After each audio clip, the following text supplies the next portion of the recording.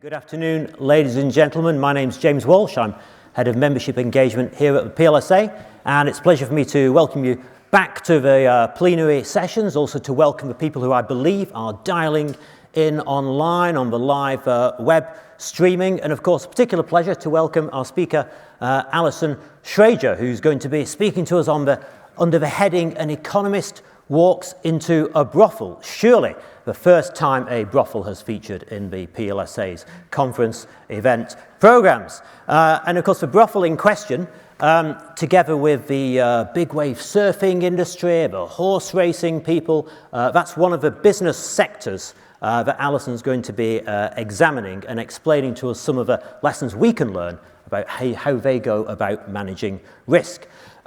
Do please remember, you can tweet about this session. I'm sure you all know the drill by now. The hashtag is hashtag PLSA Invest 20. You can, of course, ask Allison questions when she's spoken, either by raising your hands in the usual way or sending the questions in on the app. I'll be looking out for those. Now, I'm sure you've all studied Allison's biography on the app. One thing it doesn't mention there, Allison, which I was interested to see, is that you, of course, took your first degree, your undergraduate degree, right here at the University of Edinburgh. And Allison told me when we were having a bit of a chat a few weeks ago before the conference that the opportunity to speak to an audience of pension professionals right here in Edinburgh, she said, was everything I ever wanted to do. So, Allison, I'm delighted that the PLSA has been able to make your dreams come true. We're looking forward to what you have to say. So, ladies and gentlemen, let's welcome Allison Schrager.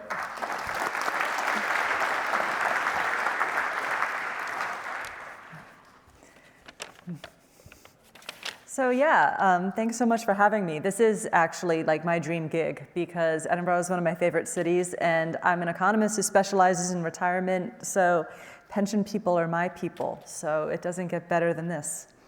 And I actually haven't been back to Edinburgh in 20 years. So I graduated in 2000, and I spent a little time trying to walk off my jet lag today, walking around the city, and I saw Mary King's Close. I don't know if anyone's ever been there. It must be the most haunted part of the city. And when I was an undergraduate here, there was this sort of urban legend, and historians dispute this, but to be honest, after the last 3 days in New York, I totally find this credible now, is that when they would have a plague, what they would do is they would wall up the closes, let everyone die, and then take out the bodies and hose it down. And that sounds like a horrific story, but if you think about it, it is risk management, sort of rather extreme risk management. And as I said, now that we're dealing with a sort of coronavirus, you're seeing no one making a choice near to that. But still, you realize how much governments are really now dealing with a risk management problem themselves. It's like, what are you willing to give up to reduce this risk, particularly a risk that's so hard to quantify? And I mean, as I said, it's a very different problem and a much harder risk to quantify than we deal with. But on the other hand, I also see this in what we all do. Because in a lot of ways, the retirement problem, the reason I've always been captivated by it, and I think even as a 20-year-old decided to spend my career working on it, is it is the most pure for me of all risk problems. Because how do you make money last a lifetime? How do you turn income today into income in the future when you don't know how long you're going to live? You don't know what's going to happen to markets. There are so many unknowns. And it's getting so much harder than it used to be. Obviously, you said we've had all this market turmoil lately, which doesn't make it easier. But just even before that, I think we have an economy that's going through so many changes, structural changes that change the rules of everything. But I think the biggest risk biggest challenge to risk management that we're all facing, which gets a lot less attention, but I think is actually a lot more important, is the low rate environment. Because, how do you offset your risk? You go more into bonds, but now bonds have gotten so expensive. Now, I mean, there are negative real bonds in America, which I never thought I would see before. I don't know what they are last time I checked today, but again, they were going down. And this is a huge problem, as you know, if you're a pension person, because it makes hedging more expensive, it makes your liabilities more expensive, And it seems to some degree structural. So how do you want to think about your risk trade-offs when all of a sudden reducing risk has gotten perhaps too expensive? So that's what brought me to a brothel. Might not seem like an obvious connection, but it really is. Because I was initially sent to a brothel when, I wasn't sent, I happily volunteered going, when they called me because they wanted me to write about them, because I sometimes like to write about quirky markets. And they had some idea I was going to write about, but I was like, this isn't my thing. I'm a retirement economist, not a sex economist. But then he was explaining to me how it all works. And the brothel PR guy, because they have their own full-time PR guy. And he has, they come here, the men come here, and they pick the women they want to go with, and then they figure out the price, because we have no set prices. They figure out the price, and they figure out the services. And I was like, oh, well, that's interesting. Are you telling me you have women who are, say, like 18, 19, 20 years old negotiating with men in their 60s over tens of thousands of dollars? And he goes, yeah. And no one's ever really asked about that before, because they come here not being very good negotiators, like I'm not either. And so we have a negotiation training program to help them be better. And again, I'm bad at negotiating, so I was like, well, I need to see that. So I went to the Bunny Ranch, this famous legal brothel in Nevada. The state of Nevada is the only part of America that has legal brothels, and they're very highly regulated. And they have apparently a negotiation training program and also a very good financial literacy program. So when I spent a lot of time in the brothel talking to all these women there about what they charge and what they're doing, and I was struck of how much money it is. I mean, I met one woman there named Alice Little, who's become infamous for booking $1 million in transactions last year.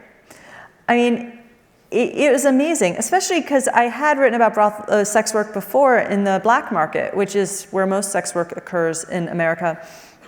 And the price markup was 300%. And you have to go all the way to Nevada. And these aren't nice places in Nevada. I mean, you're effectively in a trailer in a desert. But so the fact you would pay this huge premium for that struck me as interesting. And then I realized it was actually a risk premium, right? You're paying to reduce risk. Because if you see a sex worker in the black market, you're exposed to all sorts of risk. The risk you could get caught by the police, the fact you could get blackmailed by the sex worker. I'm sure you have this too, every couple of years, some famous politician gets caught and his whole career is ruined, or your wife finds out. So they're actually paying this huge markup to reduce this risk. On the other hand, Alice, the one who booked $1 million and very proudly tells me and jumped on all my PR with the book that she is America's most successful sex worker, doesn't actually take home that much. She actually has to give 50% of her earnings to the brothel. And that seemed like a lot to me. And I asked everyone, I'm like, don't you just want to go out on your own and keep all that money? Because it's not just 50%. I mean, they're legal sex workers. They also have to pay taxes, which you think about this. It's another 30%, 35%, they're high earners. So you're starting to really get up there. And considering most of the industry occurs underground, I was like, why are you bothering? But they all said the same thing. It's like, oh, I'm not dealing with that. It's so dangerous. A couple of them had worked underground. It's a very dangerous job. You could get beat up, you could get murdered, you could get arrested. Here I know I'm safe. I've got security, I've got a panic button, I've got this whole infrastructure around me. It's totally worth it. And this just struck me as, again, interesting, because when I think of a functioning risk market, I think of whoever takes the biggest risk gets the biggest reward. And traditionally, when I think of sex work, particularly pimps, so I got to know pretty well Dennis Hoff, the owner of this brothel. I think of someone who pushes vulnerable people into very risky situations and takes all the money. So that's not a functioning risk market, probably because it's underground. But what was interesting about Dennis is that he was offering a risk-free transaction to both buyers and sellers of sex, and then he took the spread, and that's where he made his money. So it was a really, for me, interesting play on what I pimp. And, I probably, because I'm a retirement economist and a big pension nerd, I'm the only person at a brothel who does this, thought a lot about what it means for even retirement investing. And it was two things I think we lose sight of a lot. One, risk-free is really expensive, and it's never been more expensive. You know, you pay a lot to reduce your risk in a sex transaction. I mean, one sex worker was telling me how her client would say, well, I can't pay all this. I have to take my kids to Disneyland this year. She'd be like, that's not my problem. But that's the thing. I'm sure as you see with your clients, there's always trade-offs. You want to reduce risk. That's a cost. And we sometimes don't realize it, but you know, we have to pay for that. The other point was a little bit more subtle, and I think equally important, something we also lose sight of with retirement economics, or certainly personal finance in general, is what is risk-free anyway? I would never think of a brothel as a risk-free transaction, because in my world, for what I do, it is really out there. But for the people who partake in it, it is risk-free for them. And I think that's what makes risk-free assets so interesting. I mean, they're really think about any financial model you work with. There's usually risk-free rate somewhere in there. It's really the foundation of all financial decision-making. Yet there's no universal risk-free asset. It is always very dependent on your goal and really your own personal outlook. And we get this wrong a lot in retirement. So I have an example for that. So in DB world, as you know, the goal of retirement finance is meeting your obligations in the future. But for some reason, when we think of the DC problem, now that we've put this problem on individuals, we tend to think more in terms of wealth terms. So how have we defined the risk-free asset for individuals? Like in America, it's a 3-month T-bill. Like if you look at these target date funds, they go more and more into sort of a 3-month T-bill. And as you can see, if your goal is wealth preservation, it's a very, smart asset. Look, all these years, including a financial crisis, it's barely budged. It seems like a great way to reduce risk. But if you're actually interested in income, if you're actually interested in spending this money someday in a predictable way, it looks like a terrible hedge. Because look, it doesn't move at all with annuity prices. Annuity prices are all over the place because it's based on longer-term bonds. So we've defined the risk-free asset in America, and here too, certainly in the DC world, as a T-bill, but it really still leaves you a lot of exposure if you're actually planning on consuming your income one day. As you can see, say even a 10-year bond, because that duration is more similar to a 20-year annuity, is actually a much better hedge. So really for retirees in the DC world, if you're really concerned about consuming your income one day, you should be in much longer duration bonds than we are. So we've effectively misspecified what we mean by risk-free, because we've given people one problem, which is wealth accumulation, when really they're solving for income. And as I said, this is sort of struck me in the brothel. As I said, it was weird because I think about pensions all the time. Is that how really idiosyncratic risk-free is, and how anyway it's really the foundation of all of finance. We don't really think about it as deeply as we should, or think about what problem am I solving? What is my risk problem? What risks do I actually need to worry about? What is my objective? And then what is the risk-free asset for that objective? And I think even as times get really uncertain and it seems like we don't know what's going on, I think the tools we have are much more valuable than we realize. And probably the most valuable risk management tool I've ever come across is a well-defined goal and really thinking through what your risk-free asset is. Because it seems to me whenever I look at a financial situation gone wrong for people, it was a misspecification of what risk-free was to begin with. So once you do that, so that would be my step one of retirement finance is, figure out your goal, figure out what your risk-free asset is. And then, as I said, you go into risk management, which is reducing the downside risk. And to do that, because I was writing a book and had a nice budget to do so, I discovered that there was actually a conference of big wave surfers in Hawaii, and it was called the Big Wave Surfer Risk Assessment Group. So they actually have a risk conference, just like this. So this guy right here, you don't look at him and think he's a prudent risk manager. But actually, just like us, he actually sits in windowless conference rooms and looks at PowerPoint slides. Except as you can see, The dress code's a lot more informal than it is here. And everyone's really tan and in really great shape. This is like no offense, this is the best risk conference I'd ever been to. And you see, there's not a closed-toe shoe in this room. Like, everyone's wearing flip-flops. But I actually learned a lot about risk management there, because roughly there's two ways that you manage risk. Well, first you find your efficient portfolio through diversification, and then you manage your downside risk one of two ways. Either you hedge, which is de-risking, or you insure. And it turns out the surfers had one of the best conversations I've ever heard about when to use these tools and how. So how do the surfers hedge? So what is hedging? It's giving up upside in exchange for reducing downside risk. So I think we're seeing that a lot right now play out in the public discussion of how to minimize corona risk, is how much of economic sort of growth are we willing to sacrifice to reduce this risk? So with the surfers, how they hedge risk is, when you see them on TV, I don't know if you've seen these surfing documentaries, and when I first saw these, I never thought this would work for my book, is there always this a very cool guy who's like, if the wave's there, I just gotta ride it. Like, perfect wave, just gotta be ridden. And I was like, that's not good risk management, but it turns out they don't do that at all. See, waves actually travel in sets, say 5 big waves, one after another. But a prudent surfer would never take that first or second wave. Why? Because if he wipes out, he'll fall into the water, and then these 4 big waves barreling on him. And he has a much higher risk of drowning. So what he'll actually do is wait for the 4th or 5th wave. It probably won't be as big or as perfect, but it's a lot safer. One of the surfers I met, who's not pictured here, was Greg Long.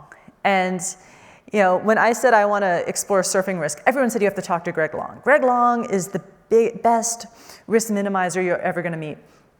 So I spoke to him, and a couple years before, he was surfing off the coast of Mexico. And this is exactly what happened to him. He had all this gear. He was surfing all day. He took a wave. He wiped out. He got pushed to the bottom of the ocean. And he's sitting there with this decision. Like, do I swim to the top? And, he can hold his breath for 5 minutes and use up some of my oxygen, or do I wait for all the waves to pass? And just instinctively, he drove to the top. Immediately got pushed down because there are all these big waves coming that pushed him right to the bottom, knocked out all the air out of him, and he was passed out. Luckily, his ankle was attached to the surfboard, and someone came along in a jet ski nearby, saw the board, drove him, saved him, and he ended up surviving and still surfs. But, I asked him, I was like, I don't know anything about surfing. I can barely swim. But, why did you take the first wave in a 5-wave set? If you're such a good risk manager, why didn't you wait for the 4th or 5th wave? And he said something so interesting I think we can all relate to, certainly in asset management, which he's like, well, I did all day. I kept waiting for that 4th or 5th wave, but they were all unsurfable. I kept missing these perfect, beautiful 1st or 2nd waves for an unsurfable 4th or 5th wave. So by the end of the day, I was like, screw it, I'm just going to do it. And then this is what happened. And I think that's certainly an investment thing that we can all relate to. But the other part of that story that's interesting is the jet ski that rescued him. Because the other part of big wave surfing or any risk management technique is insurance, right? So with hedging, you give up upside in exchange for reducing downside risk. With insurance, you usually pay someone and they take away your downside risk, but you keep all the upside. So that's what effectively jet skis are, is if you wipe out, it's there to rescue you. They're like insurance. And this guy here giving the presentation, and if you see, I think it even says a high risk management on his slide, is Brian Culana, who is sort of like a risk guru in the surfing community. And he brought jet skis to big wave surfing. One day he was in a surfing tournament, and he wiped out. He was a lifeguard. He comes from a long line. He's a native Hawaiian of surfers. And he was in rough water, and he was feeling really bad because just a couple days before, he wasn't able to rescue someone and they drowned because the water was rough. And it dawned on him that he was in that same water now and feeling bad. He wasn't worried he was going to get rescued because he's a very good swimmer. And just then, a guy comes up to him on a jet ski, his friend named, I'm not kidding, Squiddy. And so Squiddy comes along, says, hey man, are you okay? And he goes, I'm fine. Squiddy couldn't rescue him because it was a stand-up ski and there was no room. But then he said a light went on for him. He was like, wow, we can use jet skis to rescue people. So he went straight home, looked into a Yamaha Wave Runner, which had just come out, which is a sit-down ski, and he tied a boogie board to the back of it and started rescuing people that way. And initially, it was even illegal to do this. So it's like coming up with a financial derivative before it's legal. And that, so he had to change the rules because they were supposed to only be used for recreational rescue purposes. So he changed the law. Jet skis became sort of the standard rescue technique that all surfers had. You never surf big waves without jet skis in the water. But you can kind of see that the same issues arise that happen, again, with financial derivatives. First of all, it didn't take very long for a bunch of other surfers to realize that you could use jet skis not just to rescue you, but to actually push you on bigger waves. So the bigger a wave is, the faster it moves. And so traditionally humans could only, say, paddle onto a wave that's maybe 30 or 40 feet. But a jet ski can push you on a wave that's moving even faster. So now you can surf waves like 70 or 80 feet, like when you see those pictures from Portugal. That's because a jet ski pushed them on. So in a lot of ways, jet skis are a lot like financial derivatives in this way, because technically, what's a financial derivative? It's insurance. It protects you against an asset price falling too low. But you can also flip it around and use it as leverage, right, to help you take even bigger risks. And the exact same function as a jet ski, right? Either you can use it as insurance to rescue you if you wipe out, or you can use it to actually push you on a bigger wave and therefore taking more risk. So what was super fun about this conference, other than the obvious, is that I heard one of the best, I think, conversations I've ever heard about what that means. Because the same issues arise. One, moral hazard. Are people taking risks they shouldn't? Are they surfing waves they shouldn't because they know that insurance is there? Two, where does the responsibility lie there? Should people be able to do this? Should it be regulated? They hate regulation, so they think it should just fall on the individual to self-police. But we know that doesn't work for us. That's why I was like, maybe we should get a license for big wave surfing. And they're like, no, that would never work. But they expect self-regulation, and it doesn't. So honestly, when I was there, I remember hearing probably one of the best conversations I've ever had about systemic risk. This risk of if I take a risk and it poses harm to others, where does the responsibility lie? I don't know if they came up with something better, but they did give me a really good insight into whether or not this is all worth it. Because I'm talking about all this technology that's enabled people to surf bigger waves. And everyone complains that it wasn't like the old days when just the only people who surfed really knew how to surf, and they knew how to surf well, and they knew how to swim well. And now we have all these people out there who don't belong there and taking risks and posing harm to others. And so I asked Brian and his sort of adopted brother, a large native Hawaiian man who goes by Uncle Mel. I asked them, do you wish we could just get rid of all the technology? Do you think we could just go back to the days where it's just like a guy in his board and he's not even attached a leash to it? And this is like we often say about financial technology, like, should we just go back to the simple days where it was just like narrow banking and, we have no new technology since the ATM? And they said no. They thought about it long and hard, and they're like, but no, because the sport has gotten so much bigger, and it reaches so many more people, and there's so much more opportunity for us because it's able to reach more people and because it's bigger. And that's how I often feel personally about financial technology too. There's certainly a lot of downside risks for them, but it also has made finance a lot safer. And that certainly has enabled us to invest in places we never have before and spread wealth around in ways we haven't before. So in the end, anyway, there's definitely downside and there's questions of systemic risk, which definitely require regulation. In the end, it is all worth it. So this 25 minutes went by super fast, but in the end as well, I just want to wrap up with the last point I make, which is said I go through in the book different ways to think about risk, how to define it properly, how to measure it, how to think about diversification, hedging, and insurance. But I end with the concept of uncertainty, which is, I think of, in the Knightian sense, I guess I would say, is risk is the risks you can measure. It's what you can plan for.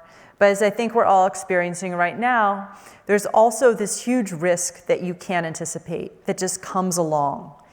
And when we're trying to make sense of what's going on in the world, I think of sort of the people I spoke to for that chapter, who are mostly, I spoke to people in the military about how they plan for risks they don't anticipate.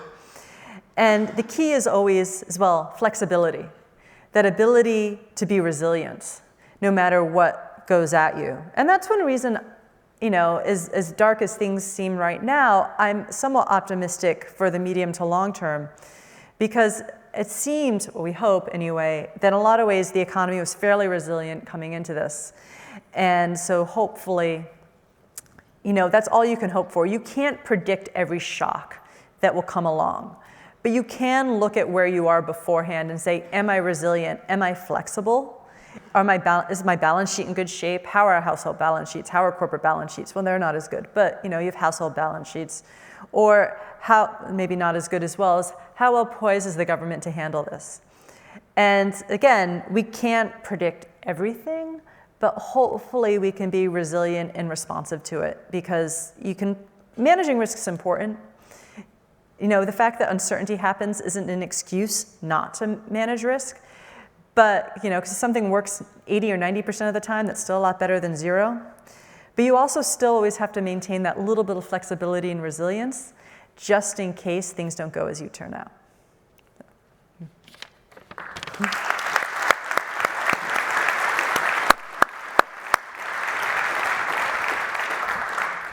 Thank you, Allison. Absolutely fascinating stuff. We're all now much better informed about the sex industry and surfers. I have to just challenge you on one point, Allison. You said your surfer friends were in much better shape than our pension delegates. If you've been on our 5K run around Alpha Seat we were discussing earlier, you might have thought actually we were in great shape. But I have to admit, you've got us on the flip-flops and the suntans. You can change that. Yeah. Okay. Maybe your dress code next year. Well, we could do that. Now, you got on at the end there to the topic of the day, the virus. It's fascinating to hear what you said about you can't prepare for every uncertainty, everything that comes along, but you can be resilient. What do you think the surfing industry or the sex industry sort of say about the way governments and public authorities are managing this challenge now? Do you think they would observe things that we could be doing or have advice? I think everyone is observing things. What's so hard about the crisis right now, or the virus, is it is pure uncertainty. We know so little. I think, as I was telling you, like everything I know about this, I hear from authoritative people, sounding people at parties. Yeah. Because just no one knows anything. We don't have enough data to really get a grip on what this is. And so that just sort of leaves this vacuum, and then we're all second guessing the government. And I think when the dust settles, I'm sure we'll have plenty of reasons to criticize them, but it's a hard problem. Yeah. Especially when the choices seems to be effectively shutting down entire economies, yeah, and sort of going into what might be some pretty bad recessions for the sake of public health. Okay, thank you. Right, let's have some questions. I'm just waiting for we've got one or two questions are starting to come through on the app, but let's kick off with some questions from the hall. Who would like to go first? No, I don't see any hands raised. So while you're thinking about that, we'll turn straight to the app. And here's a good one, kick off. So one of our questioners, Allison, asks, they said they'd be interested if you think that other sectors are more honest, presumably more honest than our sector, about acknowledging their risks. No, I think we're all the same. We're more in the risk business. Yeah. And really, it is our job to manage risk. But I know very few people in the industry who are outright dishonest. I think sometimes we can drink our own Kool-Aid and overestimate what we know and our ability to manage all sorts of risks. But I don't think people are being blatantly dishonest. Yeah. But I think that's human. I definitely, in every industry, people who are good at what they do are great risk managers. It doesn't matter what industry they're in, but everyone's prone to make mistakes. And you have a lot of people in every industry who maybe aren't that great, and they tend to be bad risk managers. Yeah, okay. And another question on the app. One of our app correspondents says, you say that retirement risk management has never been harder. Is that really true? Do we live in an age of greater uncertainty or just greater awareness of uncertainty? Perhaps because of modern media and so on, social media? Well, it's complicated. In some ways, yes, because I always thought the retirement problem's hard. It was hard when it was defined benefit plans, but now we've put it all in individuals. And it's not like the defined benefit world struggled with it too. So in some ways that makes it inherently harder because you don't have the same risk pooling that you could have with a DB plan. On the other hand, people have more, 401k or sort of any defined contribution plan reach more people. So in some ways people are better off, in other ways people are worse off, but we definitely have made the problem harder, partially by giving it to every individual with no training, and two, that they lose out on the ability to pool. And of course that debate about how we help people manage that individual risk is going on at the moment, and the PLSA is right in the middle of that debate with government and the authorities. Right. There must be some questions, I'm sure, from the audience. So I can see one right in the middle there. If the microphone can come to the gentleman about 6 seats in the middle there. And in the usual way, you can give your name and organisation, please. Thanks, James. John Dembitz from PLSA. Do you think President Trump's decision to close down Europe is managing the coronavirus risk or his re-election risk? I'm not quite sure what the justification for that. I don't think that was the goal that was going to work out, because considering what it did to the stock market, if that was his strategy, it doesn't seem like it worked very well. I don't know. Maybe he has information I don't, but I think I've been here since that happened, and my read from Twitter is that people are sort of distressed and confused about that. Yeah, absolutely. Yeah. Okay. Another question. Let's see, we've got two here, but I'm going to keep my colleague Joe waiting while we have the gentleman just behind who's got his hand up. Thank you. Don't worry, Joe, we'll get to you. Sorry, hi. Will Goodhart from CFA UK. You talk about some professions where that you found where they have sort of unexpectedly good risk management practices. Are there some professions that you have observed where you found that they have unexpectedly poor risk management practices, and what might we learn from them? So horse breeding. When I got I had this idea at first that, I'd look into the horse racing industry, because I had this idea that people in these syndicates of horses, and they were perfectly diversified, and then I realized, no, they just buy horses blindly. That wasn't going to work. So then I got into breeding, because I was told they were a little bit more thoughtful about breeding. But it turns out that they under-diversify their gene pool. Like, there's been this big uptick in horse inbreeding because they've changed. There's a change in the tax law in America, although to some degree it's also happened in the UK, where now they sell horses after 1 year instead of waiting to breed to race them. So the only information you can observe at the 1 year mark is who its father is and who its mother is. And so there's the market has collapsed to favor just a very small pool of studs. So you end up with these just incredibly highly concentrated gene pools. And I guess genetics is just like portfolios, in that when you end up with a more concentrated gene pool, you end up with a much wider distribution of outcomes with a very big downside risk. So that might be one of the reasons why, as I said, we're seeing horses get more injured and actually horse races have been slowing. Yeah. And if you want to hear more about horse racing industry, there's a whole chapter on it in Allison's excellent book, which I commend to you. Right, my colleague Joe Dabrowski, I can see, was keen to ask the next question, and the microphone's just coming to him.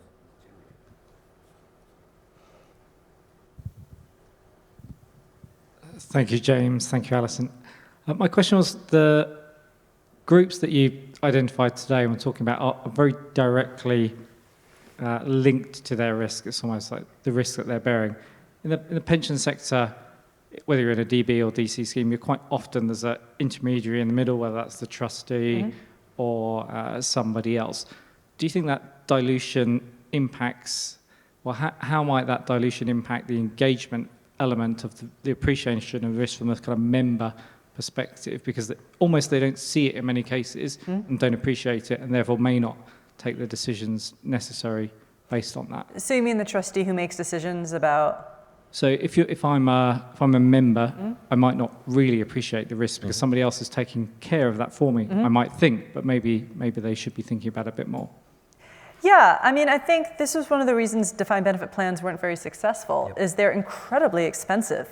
I mean, taking on that sort of risk is very expensive, but people don't really appreciate it.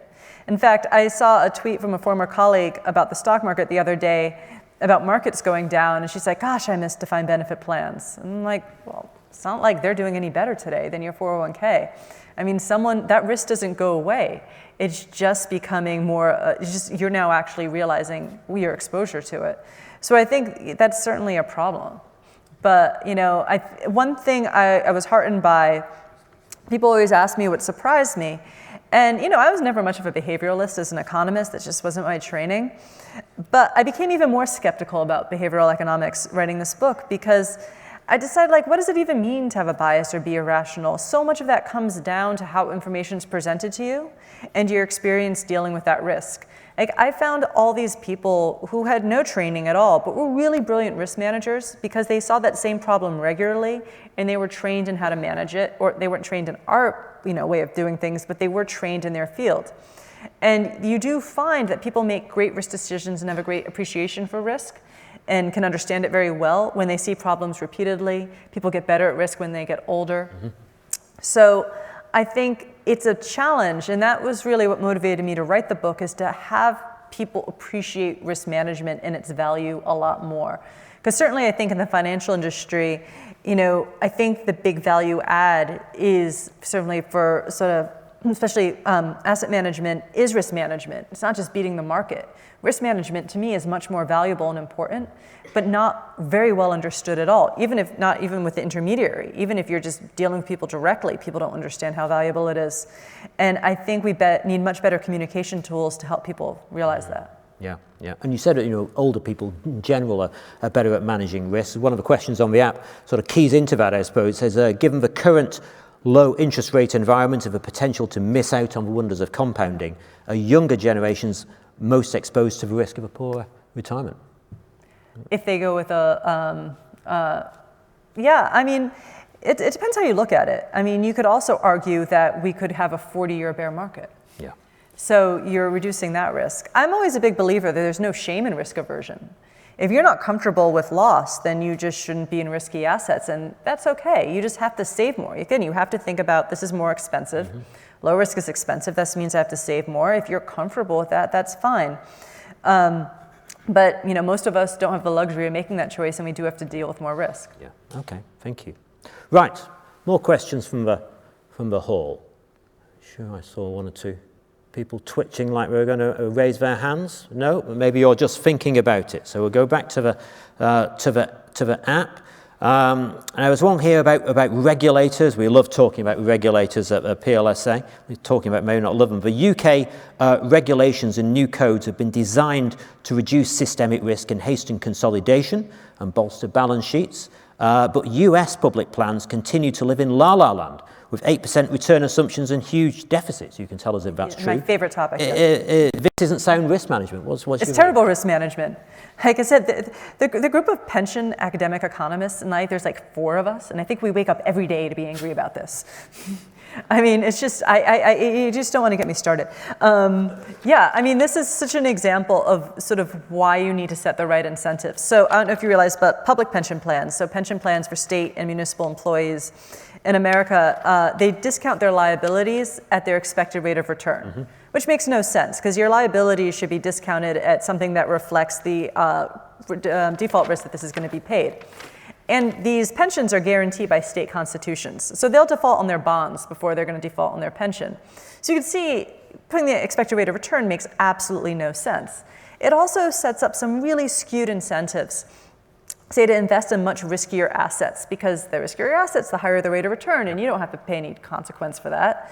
So what we're seeing a lot now is them going a lot into private equity and sort of private markets, because you can just claim whatever rate of return you want, really, or you get one, but it's really hard to verify. I think we're starting to call this the illiquidity premium. Yep. And I mean, it makes me so mad because, I mean, eventually this is going to all go badly, and it's really all on the U.S. taxpayer. Yeah.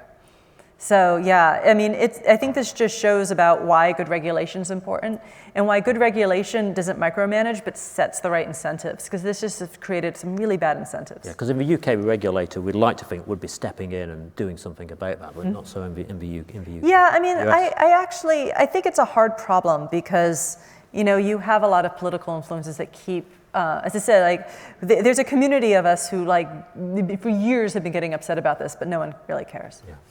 Now, I love this question because I'm really interested in the whole topic of sort of engaging people with their finances and their savings. Can Allison say a bit more about the financial education program for the sex workers, which she described as very good? It was great. It just goes to show that, you really, I mean, you're meeting these women there. A lot of them didn't finish high school. They came from families where they're completely unbanked. And I'm talking to them, and they're like, yeah, my IRA, it's all in index funds, because, I mean, why pay money for active management? And and they have this guy who's sent from a bank, and because one of the reasons they have private bankers who've also now been teaching them financial literacy is that the banks don't want to take money directly from them because it's a little unsavory. So yeah, he sits down with them and teaches them the basics of investing, and they're doing great with it. I think one thing, and I don't know if this is hopeful or not, one, people really can learn and become financially literate, make great financial decisions. Two, it's a lot easier if people have money. I think one reason why it's hard to see success in financial literacy programs is you're talking to people who don't have any money to do anything with. But you take a bunch of people who have no background in finance or any sort of knowledge and no experience with even having a bank account, and if you give them a lot of money and a little advice, they really can do well. Yeah.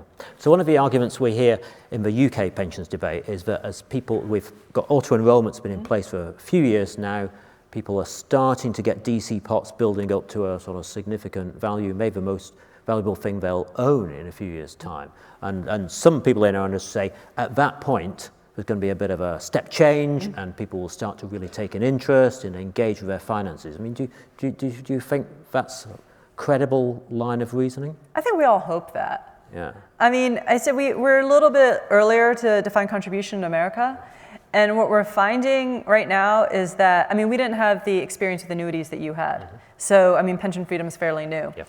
So the whole concept of annuitizing is completely foreign in America, and we don't really have a great annuity market, at least not for simple annuities, is that people just don't like spending their money.